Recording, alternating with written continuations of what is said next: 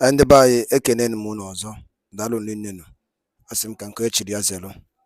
Ọzọ dịka ịbịa bụ ihe a bụ Eastern News 24 ka esi were wetara unu ya bụ nnukwu ozi dị oke mkpa gbasịta maka nwere onwe ndị Igbo na-azọ and ihe na-eme n'obodo a bụ Naijiria.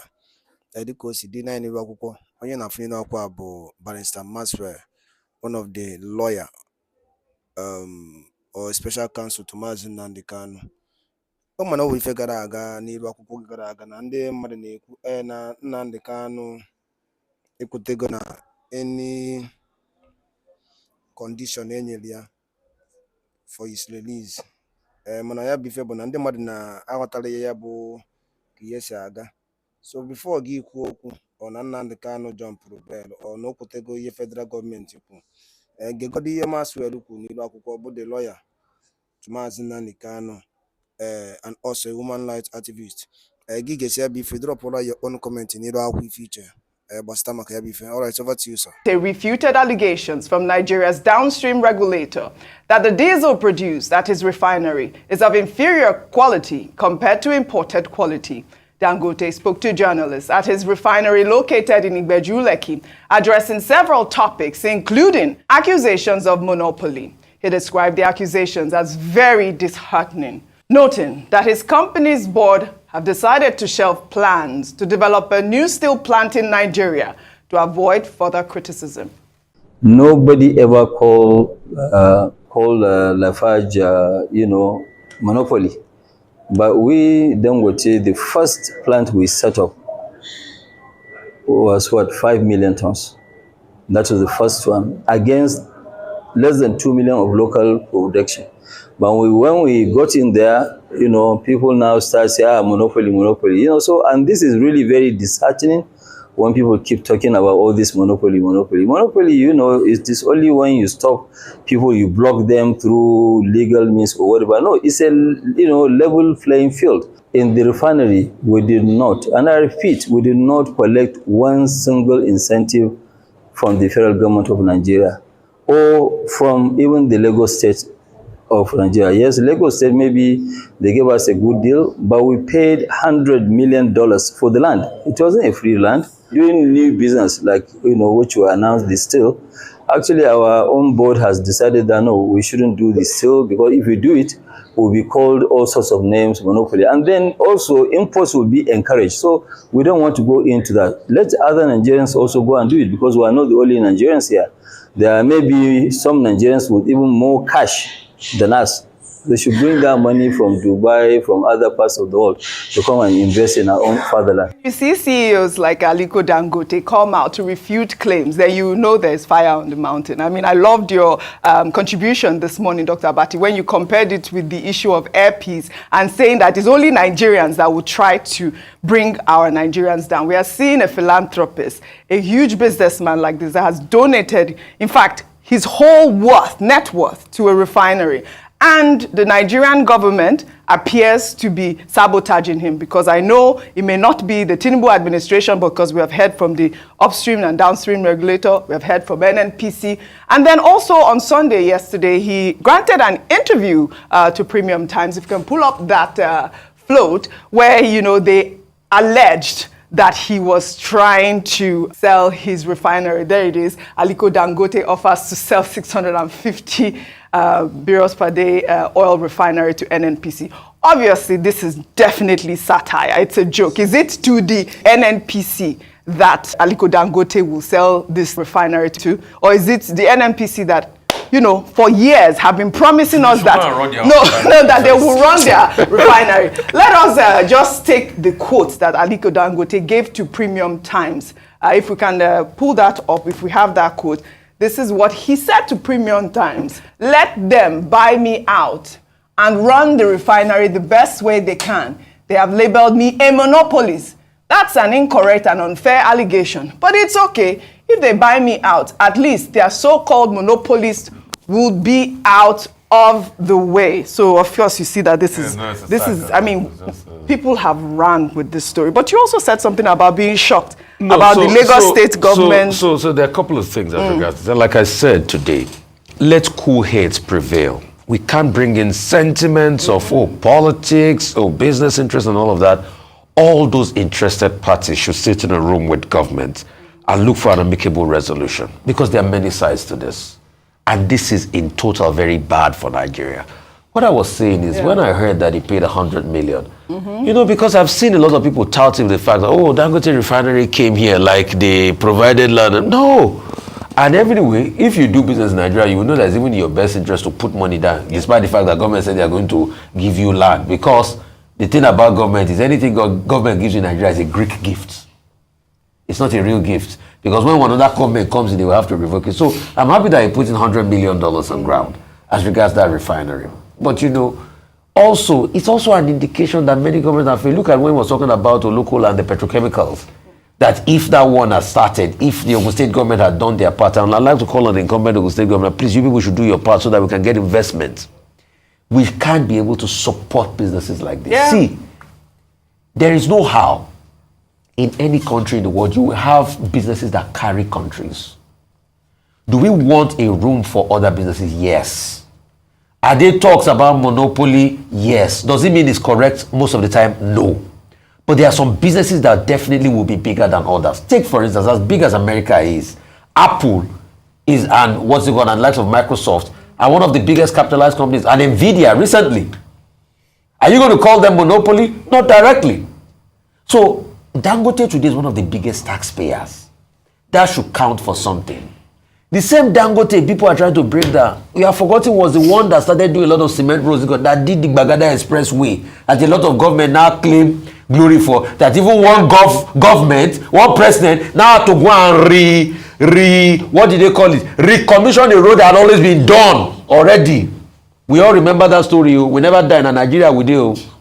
So this same man has done so much. Why can't we all come together and support it? All these years, nobody was able to build refinery. Yeah. He did it. Why did he build the refinery? Because this same government denied him the chance to be able to turn around Port Harcourt refinery. That many years after, the NNPC has not still run. They have taken a 2 billion debt now. After taking the money, for them to start the refinery is a problem for them. They keep pushing the date forward. They say youth have gone to disrupt it the other day again. He has done what they cannot do. The only thing is to be able to support him. Even if you have bad belly against him. Bad belly is allowed in this world though. But please, with your bad belly, think about how we can amicably resolve this and move the nation forward. I love that. That's just it. You mentioned biggest taxpayer is also one of the biggest employers. Biggest VAT payers. Employer of labor. Biggest employer. What should count like for I told something you now? when I went to the Dangote planet, that's what I call it. The young people of Nigeria were there. They were, I mean, I can't even count how many people were there. You know, showing us the laboratory, showing us the huge refinery that he has set up there. I mean, Dangote refinery, it's here to stay. Go ahead, Dr. Abati. Well, okay, just to restate the point with which I started this morning, which is that President Tinubu must wade into this matter. Absolutely. The midstream and downstream regulatory authority is giving his administration a bad name and embarrassing it. And that is why I say it's an image issue for the Tinubu administration. The Tinubu administration came into office on the basis of, progressive politics, of being pro-business, of being pro-growth, of being pro-investment.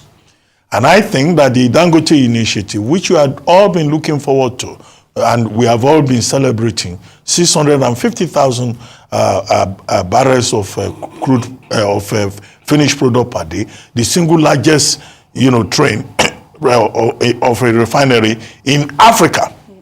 And now the same regulator that cannot do anything at the midstream and downstream, called, I think Farouk Ahmed is his name. His name is Farouk Ahmed. He is the one now saying the Dangote refinery has not been licensed. When, as we have in this day newspaper and other papers today, there is clear evidence that in fact the NMDPRA went there and even at the end of March or thereabouts, wrote a letter saying that in terms of equipment and personnel, that refinery has satisfied minimum requirement. Now, let me draw your attention to a newspaper that I have here. Mm-hmm. It's, I think, the Independent of February 11, 2022. There was a chief executive officer of this same NMDPRA, Mr. Farouk Ahmed. One CSO, civil society organization, protested against him. They call themselves Nigeria First. Imagine what they were asking Mr. Farouk Ahmed to do. They were asking him to resign because of his role in the importation of adulterated premium motor spirits. Yes. In circulation. This is a big story. This is a big story. Now the same Mr. Ahmed is standing on a pedestal and accusing another person. Whereas one of the things that the Dangote people have proven is that, look, they have a sulfur recovery unit. Correct. And that, you know, their diesel, the sulfur content is between 42 ppm and 87.6 ppm, right, which is much lower than what is available in the market. Absolutely. But the simple point is that, look, the responsibility of the regulator is to nurture the business. The same people who have not been able to fix the refineries, they are trying to block the one that you know, we're trying to do. They have an obligation to support that refinery to make sweet crude available, Bonny Light, which we say we produce in Nigeria here. Those who say it cannot be done should stop disturbing people who have done it. After all, people were discouraging him. He told us that they were saying it was not possible, it was not possible. Now, all the naysayers in Nigeria, when you do something, they will try to stop you. This is the point. Which is the same story of Airpeace. This is the same point. Which is the same story of other companies. Right. You know, Dr. Bati, I mean, that is a very important article that you just pulled up, that they're talking about, you know, Farouk, asking for Farouk Ahmed's resignation. Over the weekend, we had a brilliant economist, Kevin Emmanuel. I encourage our viewers to go watch this on the morning show, where he broke down, you know, the pre-commissioning stage, the sulfur levels in Nigeria, and even Aliko Dangote also accused the regulator, saying that, you know, they don't even have a laboratory. How have they been testing these levels at this point? So we need to hear more from the Nigerian government. But, you know, by 11 o'clock, I believe, there is going to be a press briefing. There's going to be a press joint downstream midstream petroleum committee to probe the alleged unwholesome activities in NNPCL and downstream sector. So hopefully we'll get more details from this meeting. Well said, all of you all. We'll take another story. Nigerian leaders, including former Vice President Atiku Abubakar, over the weekend celebrated former Anambra State Governor Peter Obi on his 63rd birthday, saying that he has demonstrated sincere patriotism and instilled hope in Nigerians. Peter Obi had appealed to Nigerians to channel resources and any activity marking his 63rd birthday to the needy and the poor in the country. Well, in a series of tweets, Peter Obi shared some activities marking his birthday, including a visit to former Rangers FC and former Green Eagles player Silvanus Okpala, who underwent surgery at the hospital. I mean, Ayo, what would you describe this? This is leadership.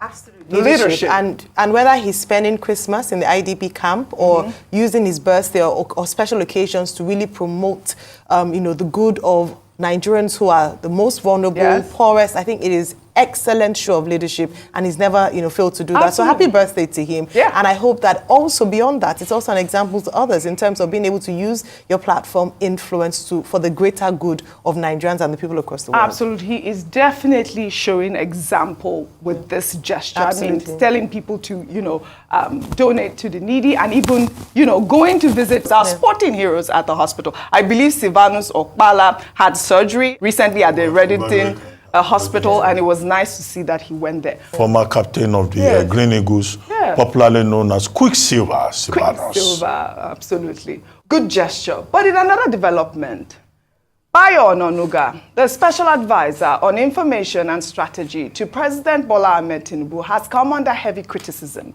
after he alleged that the supporters of Peter Obi are planning to cause mayhem across the country and that he should be held responsible for anarchy. Bayo made the claim in a post on X and also stated that the protest planners are also the same people who were instigated by Nnamdi Kanu to launch destructive NSAS protests in Nigeria in October 2020. His tweet reads in part, revealed, Peter Obi's supporters are the people planning mayhem in Nigeria. Obi should be held responsible for anarchy. They are the people spreading the hashtags "End Bad Governance," "Tinubu must go," and "Revolution 2024. Wow. They are not Democrats, but anarchists. They are attempting to call out our people via propaganda because their messiah, Peter Obi, failed to win the presidency in the 2023 election. As bad losers, they don't have the patience to wait for another election in 2027. They would rather destabilize Nigeria by staging a civilian coup against President Bola Ahmed Tinubu. Let me take this response from EJ. He wrote, "Sir, it is important to acknowledge that Nigerians are experiencing frustration at this time. Yes, there are individuals who will continue to feel discontent after the 2023 election, but that shouldn't be the focus now. The government should prioritize finding solutions to the economic difficulties in the country and show empathy towards the struggles of its people. The Constitution guarantees the right to peaceful protest, which is essential for a healthy democracy. The people should be allowed to do that. Destructive protests, however, I do not support." Well, another user there wrote, he actually posted a video, and I'll play that video, but he wrote, this was Tinubu calling on Nigerians to come out during Jonathan's regime. Let's take a look at that video. But they will forget the other one. That is what they are doing with your money. Not enough that they are stealing from our children tomorrow for lack of investment in education. They are still embezzling the retirement benefit of hardworking Nigeria, including our grandfathers. They are stealing the port, the treasury, not even leaving some coins for us to war with. Let them be out now. All right, that is our president. I was our president in 2014 calling, protests is our fundamental rights. I didn't know. You didn't know? Bayo Onanuga to be a propagandist. Oh, wow. I have a lot of respect for him based on the work he did and in the struggles in this country. But the propagandist nature, I didn't know that part of him. He's just spreading propaganda. And we would like him to substantiate with empirical facts that is actually Peter Obi camp. And if he doesn't substantiate with empirical facts, Dr. Bati, you're the lawyer, I think he should be sued.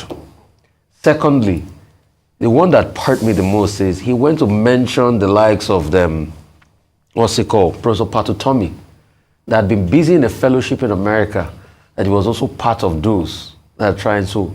This is just propaganda. Why is it that those, I repeat, that protested heavily against Jonathan hate protest today? I'll take you back. There's a tweet as made. You see, Twitter has too much receipts. By Bayo Onanuga on the 9th of January 2012. You know, as at then, the subsidy protests were still on, Occupy Nigeria. He tweeted, "Songs of protest sent to me by Omotunde Murtala Bello. So inspiring. Sing it if you speak Yoruba." These were people that were excited about protest in 2012. All I just needed to do was to go check his Twitter. So the question is, what changed? The parameters were empirically better under Jonathan than it is today. As at Jonathan's time, Nigeria was about one of the top 5 investment destinations in Africa. As at Jonathan's time, the economy was well close to 500 billion GDP. Today it has halved to 251 billion GDP. As at Jonathan's time, unemployment rate was not the way it is high today. As at Jonathan's time, we did not have well over 34% inflation.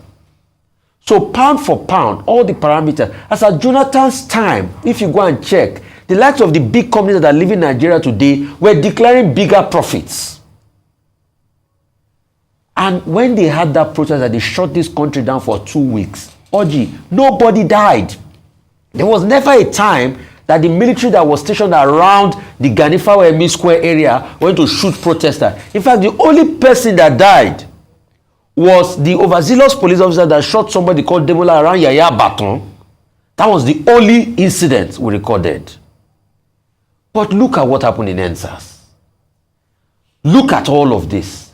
All the time they kept on protesting and making this country ungovernable. Jonathan never for once said, please don't do it.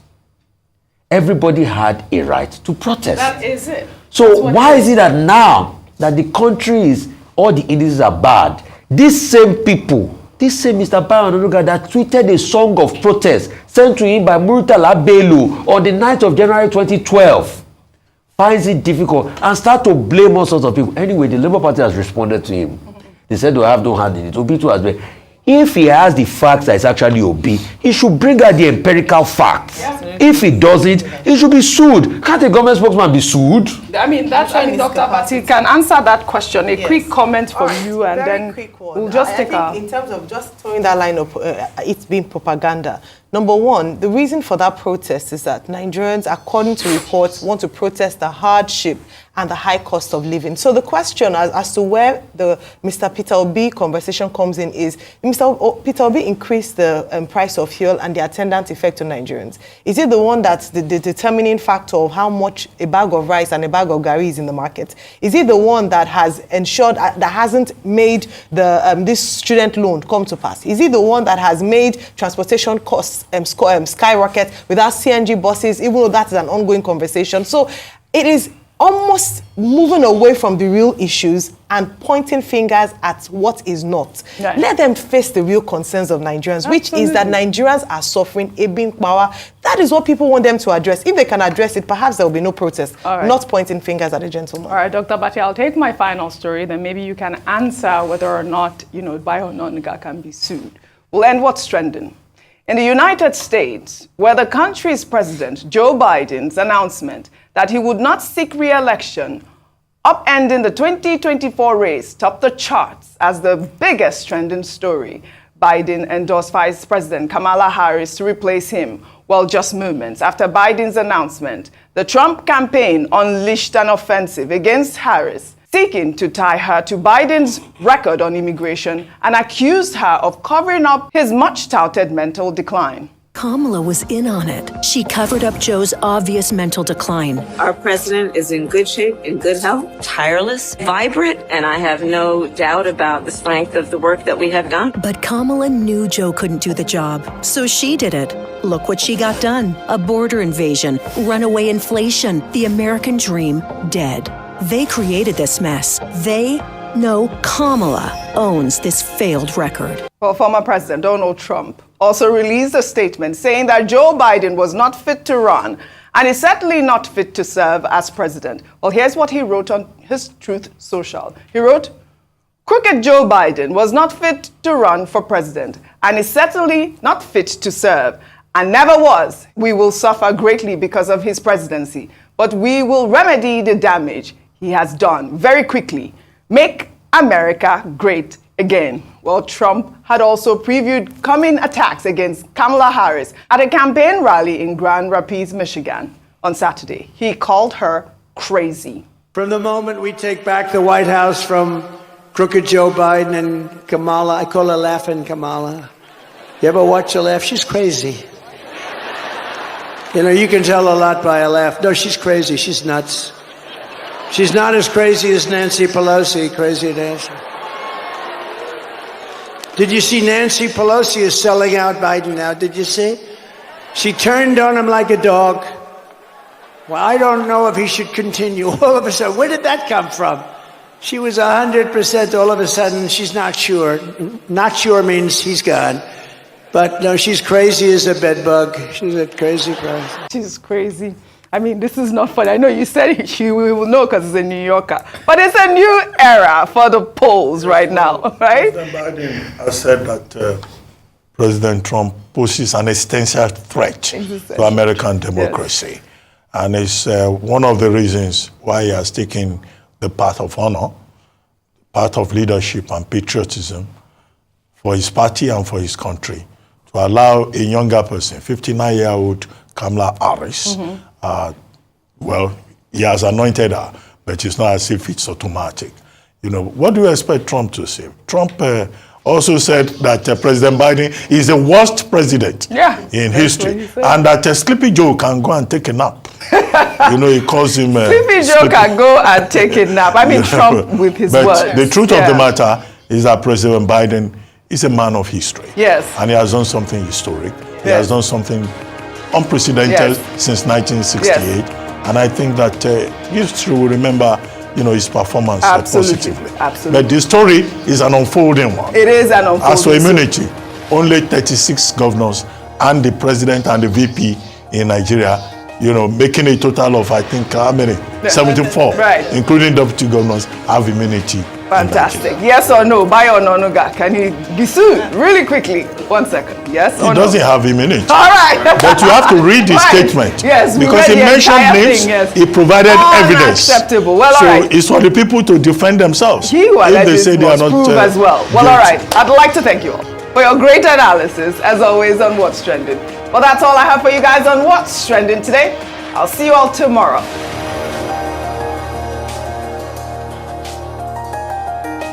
And by Ekenepin Mono, the Kunusibе, Neso Equanai, the Menero, the Eastern is 24.